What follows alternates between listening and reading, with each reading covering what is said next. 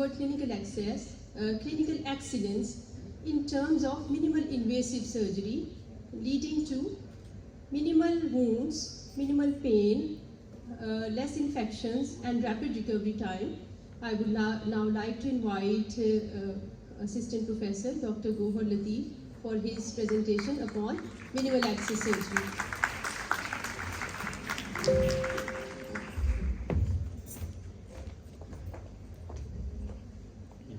Thank you very much. So today I'm going to share my experience of minimal access surgery here at Divisional Headquarter Teaching Hospital, Mirpur. That's our institution, Mohtama Benazir Bhutto Shahid Medical College and Divisional Headquarters Teaching Hospital, Mirpur. That is the nice view of the Mirpur city, just from the city, and you can see it. So before going forward, let us discuss a little bit that how this minimal access surgery actually evolved. So thank you to the Hippocrates era in 2004. The first minimal access surgery kind of was done with an examination with the rectal speculum.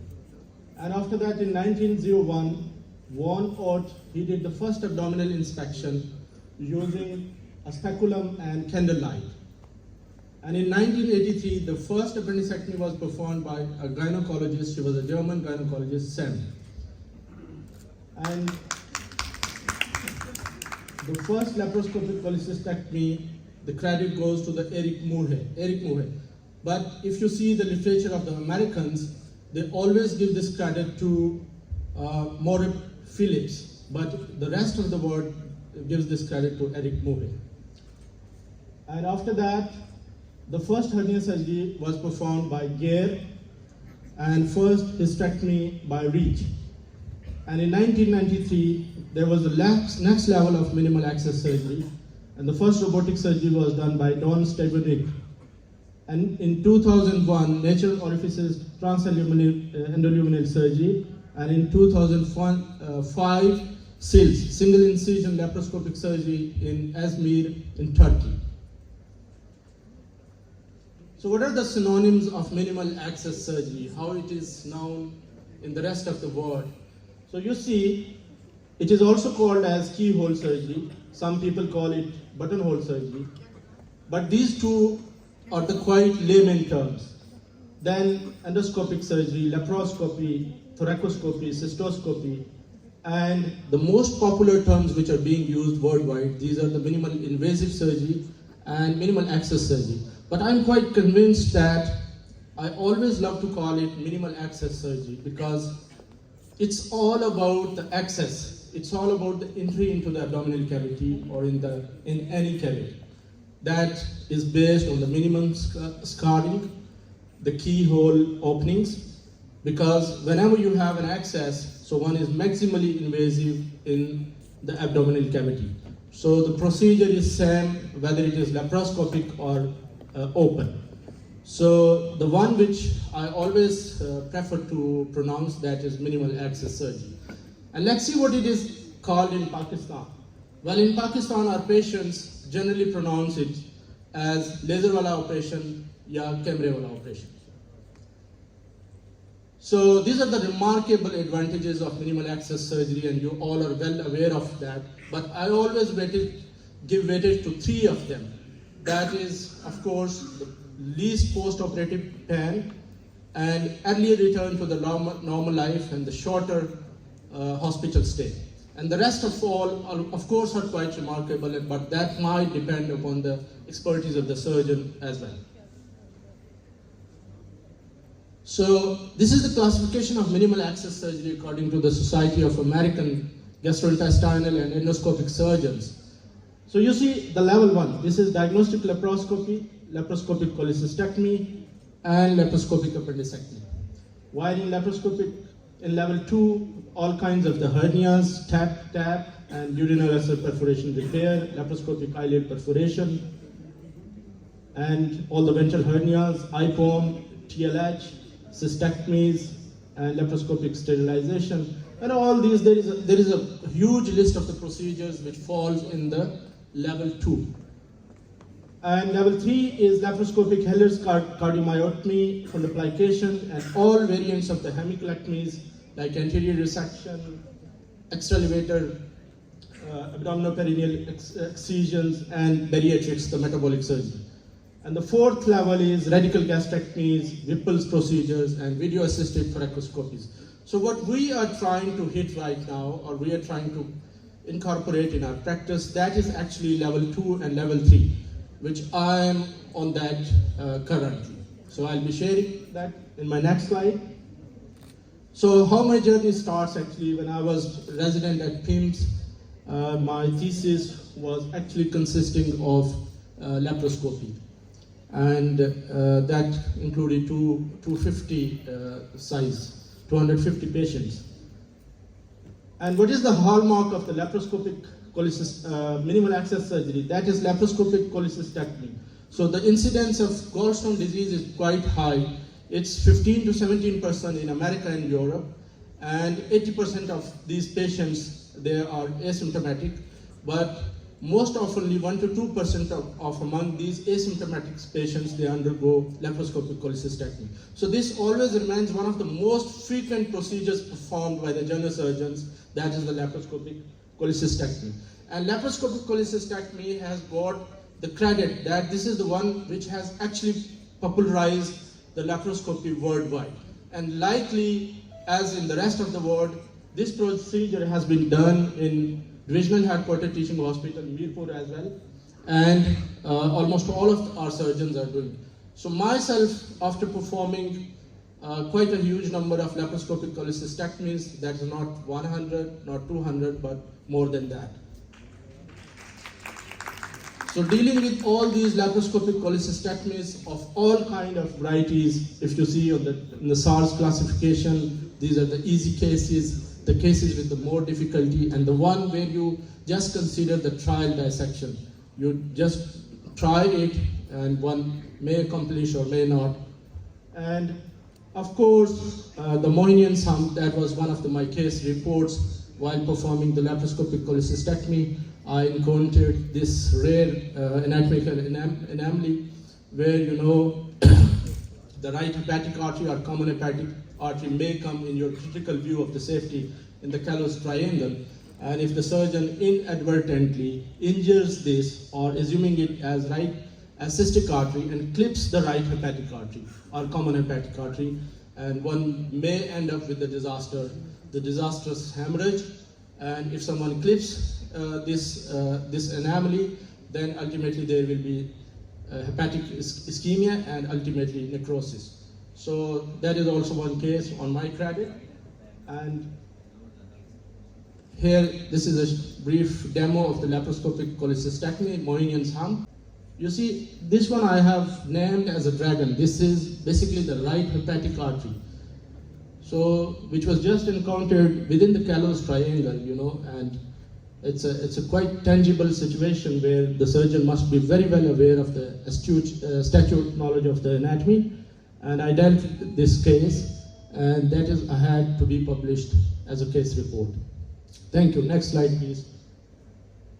And from here, the journey of the next level starts. I intended to go abroad in the World Laparoscopy Hospital, UAE, and I attended this auspicious course of fellowship in minimal access surgery at World Laparoscopy Hospital under supervision of Professor Dr. R.K. Mishra, whom I consider my mentor in minimal access surgery. It was an exclusive course that considers lectures, video presentations, hands-on, and finally, the live surgeries in Sharjah University. And that all gives you the knowledge of the basics of the laparoscopy till the advanced laparoscopic procedures. So after that, what I did, I started incorporating new techniques and new skills in my surgical practice of minimal access surgery. Here you can see I'm performing a laparoscopic appendectomy, and I'm applying the Mishra's knot over there. So these are the substitutes which if you are deficient of the clips, or sometimes you end up with no option, so one must be knowing the knotting. So that was quite interesting for my residents and the colleagues as well. So this is what now I always prefer to apply this Mishra's knot in anywhere in the tubular structures or in the continuous structure where clips are not applicable. And furthermore, you know that the laparoscopy has an added advantage of improved diagnosis in females of reproductive age with right iliac fossa. There is some incorporation of the Palmer's point entry. This is the varus needle. Surgeons consider it quite tricky because it has got its certain adverse effects also. There are more chances of the bowel injury.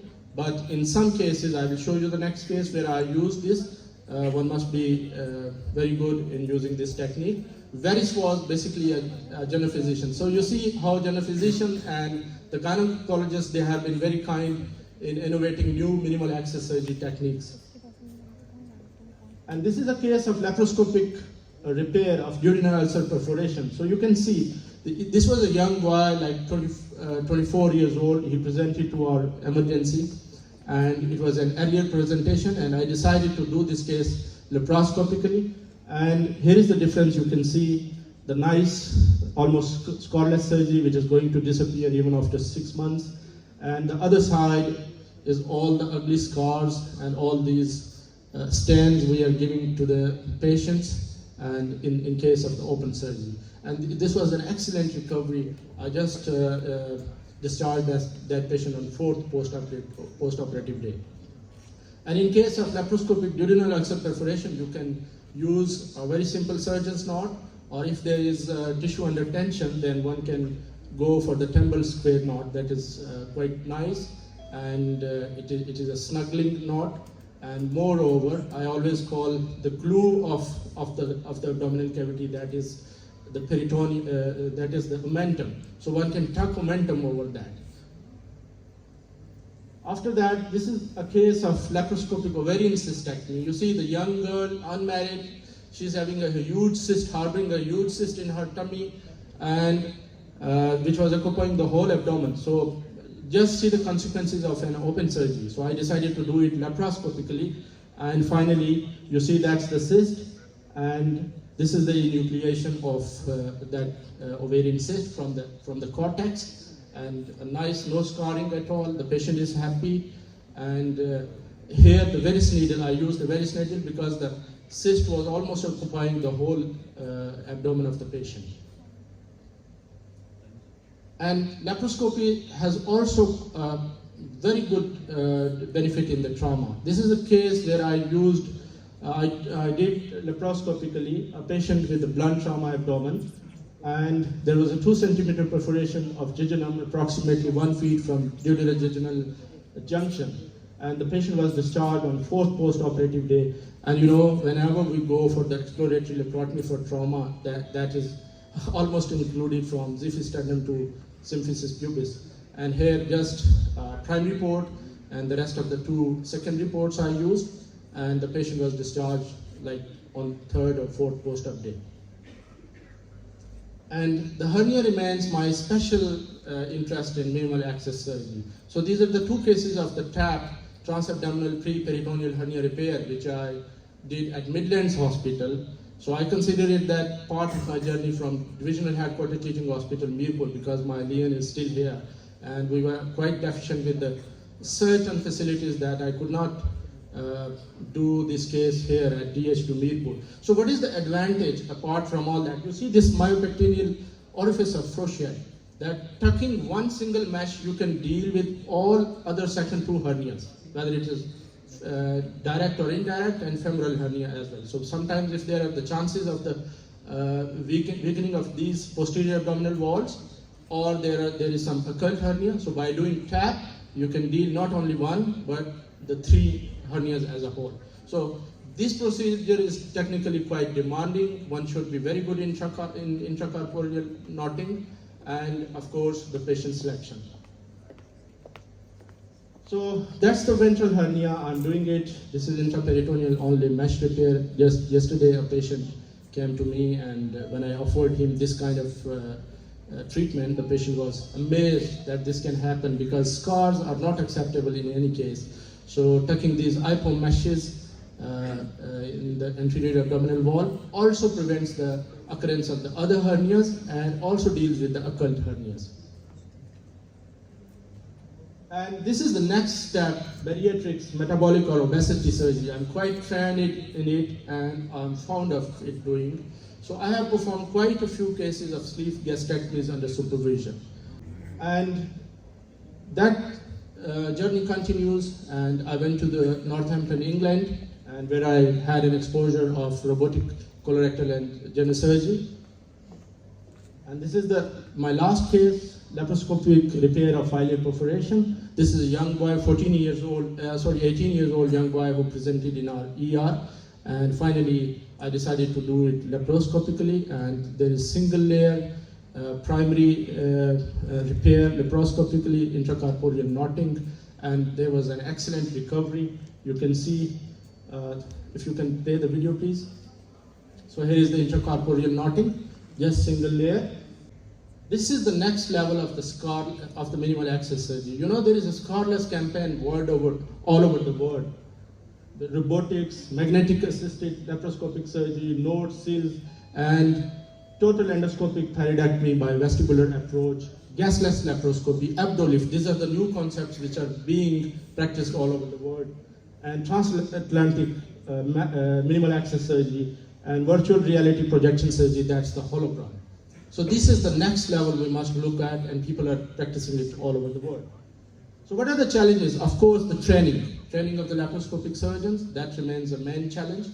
And because it's inherently a slow surgery, and the learning curve is quite slow. And after that, of course, limited resources, lack of will, I will call it lack of motivation, and capacity building, social taboos. Still believe you me that in periphery there are the doctors who are counseling the patients that don't go for this Cameravala operation. So these are the social taboos even we are facing from our medics colleagues as well. And the last slide. So what is the slogan of minimal access surgery? Minimal access surgery is not a luxury, but it's the necessity of the millennium. So please, if it is possible, offer it to the last man of the community, last person of the community. Thank you very much.